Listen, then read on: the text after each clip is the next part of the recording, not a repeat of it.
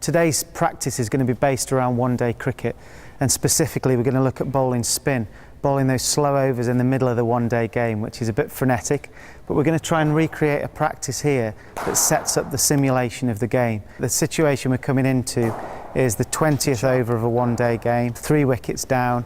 You've just come to the crease, so you're not going to be blasting from the word go, but you've got to look for some gaps. And from a bowling point of view, we've got 2 off spinners and a left arm spinner. The fielding positions are going to be really important, so to make it really accurate is to try and put some stumps or a marker down on those key positions that the bowlers can put down, and you'll know the angles from your bowling and where you might get hit, and that'll give the batsman another chance to make it as specific as possible. One-day cricket, for me, the spinners are a blend between attacking and defensive, and I think it's just trying to weigh up the context of the actual situation you're in. You might find that the top order have been blown away by the pace and the new ball, and you're bowling at the middle order that are trying to rebuild. You might find that the openers are still in, they're off to a flyer, they've used the first 15 really well, and they're coming at you all guns blazing. So in that context, you'll be much more defensive. So you can play both roles depending on the situation, and it's all part of that learning curve, and it's all part of the fun. Part of building the confidence and coming into high pressure games, which you're going to in 20th over of this one-day contest, is being able to land your first ball right on the money straight away. So I'm going to put you guys under pressure to do that. You've had no looseness, but your mind's beginning to tick over now into the context and the challenge ahead of you. So hopefully we'll see your first ball right on the spot. First ball, was it right on the spot? No, down leg side, probably a wide really.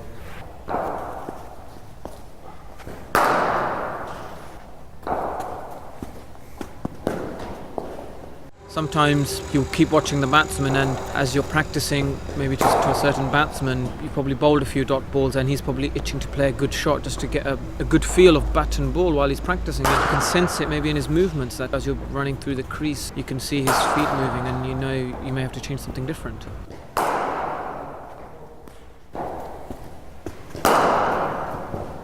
Well, an interesting first over there. We talked about that first ball being critical, and talk me through the first ball you bowled. So I'll give him a little bit of flight, try and get him interested.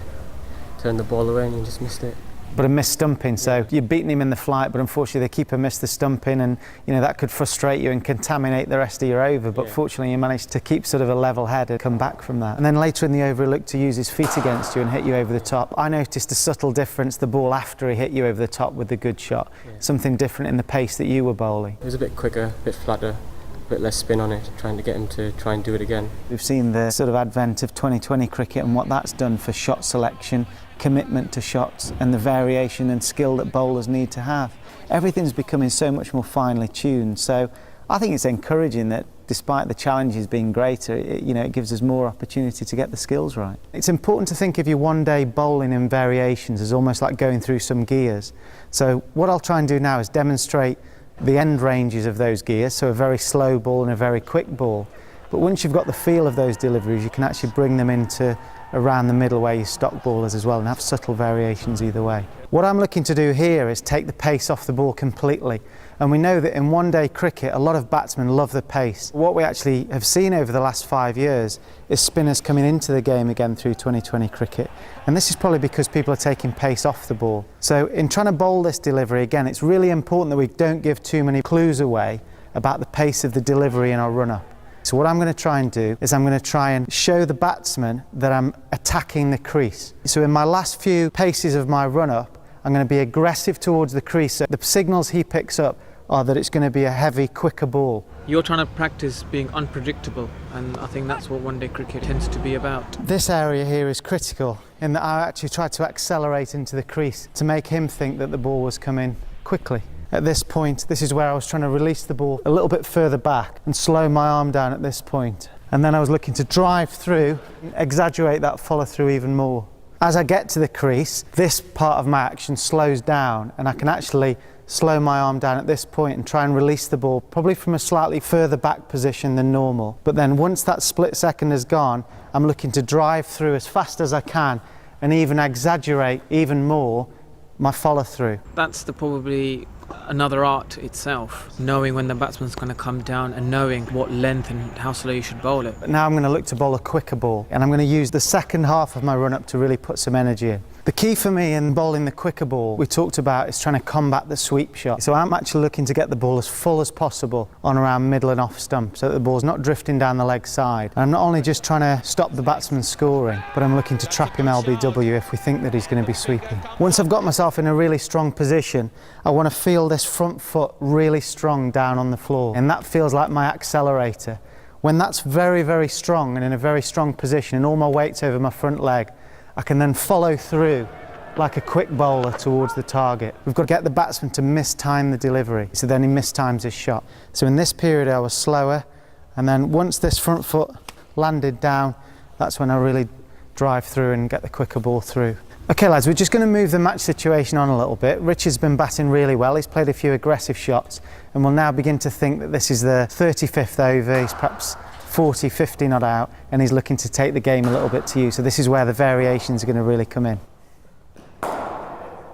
If you just bowl one way, you slow your run up down slightly, but then you're looking to bowl that heavier ball that we talked about. What we're trying to do is slow the gears down in your run up and get the pace added back in that last yard. As you hit the crease, all you're focusing on is hitting the target full and straight. Okay, it doesn't have to be 90 miles an hour. It's a firm, quickish ball that's full and straight, because it's meant to be quicker than your stock ball. And providing it's quicker than your stock ball, you've deceived him. Or bowled. So you looked as if you saw him coming down the wicket there and you just held that one back. The batsman has been expecting the quicker pace and he's just chipped the ball up into hopefully an easy catch to either mid-off or extra cover. Between the age of 15 to 19, I just bowled by myself and I learned everything just by bowling for hours and hours. And I think it's important that you've just got to let a spinner bowl and let him get a feel of it. And a coach maybe try not to get too much involved, because the player himself must feel it. A coach cannot make the player feel it. The player must feel it himself. And that can only be done by bowling hours and hours. If I am this detective trying to work out how he's going to play, if the detective's doing his job, why would he turn his back on the clues? Because everybody is a bowler, you bowl the ball and then you walk this way. I get the ball back, thank you, and then I turn around and everyone's fresh and ready to start again. If the batsman's giving me the clues after I've bowled it, why wouldn't I just keep watching him? So in some way I'm trying to knock his confidence or his commitment to his next shot, because I know that one of my best balls could be hit out of the ground. But I need to put some doubt in his mind. So one way, without even bowling the ball, I could do that, is to shout to the deep mid-wicket and move him slightly, because then I'm telling the batsman, I know where you're looking to hit it. And then we're running into bowl. I know what I'm going to bowl, but he's less sure about what he's trying to do. This is all about the match situation. He's looking to play his best shot. We've got to take him off that game.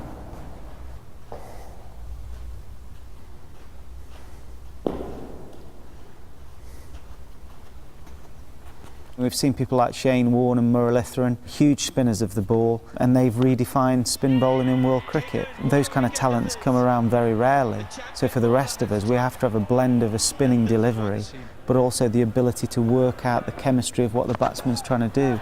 And if we're then well drilled enough to be accurate when we put that plan into place, then that's the best we can do. The interesting thing is that it's not actually the pace that it comes out at that's important.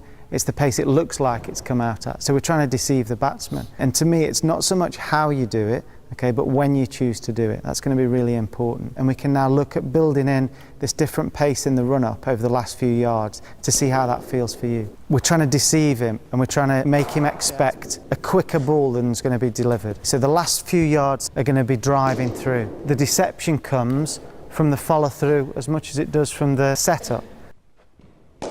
You know, the interesting thing about bowling slow is the deception comes from the follow-through as much as it does from the setup, okay? So we don't just run up and pull the pin out and throw it up, okay? We're trying to get the ball to dip. The front half of the action gets the ball up in the air, so if we can hold a front arm up, that'll get the ball up. If you're pitching the ball short, generally, it's because your front arm's not doing the work. The second half of your action gets the ball to drop shorter because it's spinning and dipping down. It's knowing when to do it. That's the skill. What we might look at now is a few ways that I would, in a one-day match situation, try and use the crease to deceive the batsman. He's quite aggressive there. So we've seen that he was quite strong when the ball was just outside off stump. He was very good when he'd got his arms to reach at the ball. So one of the tactics we might use is to try and cut the angle down and get the ball tight into his legs. As an off spinner, I've got a leg side field anyway. So if I can cramp him up, it's going to stop him swinging with all that arm length. So we can see how I tried to use the angle of the crease here to get in wider and fire the ball in full and at leg stump. And because he couldn't get his arms out at the ball, it tucked him up and got him off strike and hopefully a new batsman down at that end. One of my strengths has been bowling close into the stumps here, but then if I try and bowl a line outside off stump, what can happen is because I'm aiming the ball outside off stump, my wrist can get into a position where I undercut the ball, meaning that the ball comes out as an undercutter, spinning forwards like that, and the ball will hit the pitch there, missing the seam. Changing my attack line here to come wider of the crease allows me to bowl in line with the line outside off stump there, rather than there. And one of the important things when you're starting to learn about these variations, or if you're coaching somebody that's working on this area, is that for the bowler, even a slight variation between somebody that gets close to the stumps and somebody that's looking to change to say 2 or 3 inches away, that will feel like the biggest change ever.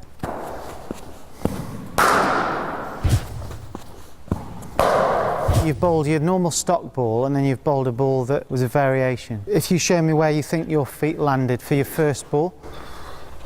Probably about there, is it? Okay. And what about for your second ball? Well, I was hoping to get a bit wider. Okay. The first one landed there and the second one landed about there. So that's exactly what we were talking about, that you felt you moved probably a foot. Yeah. So if you're trying to use that as a variation, you need to be realistic about where you landed.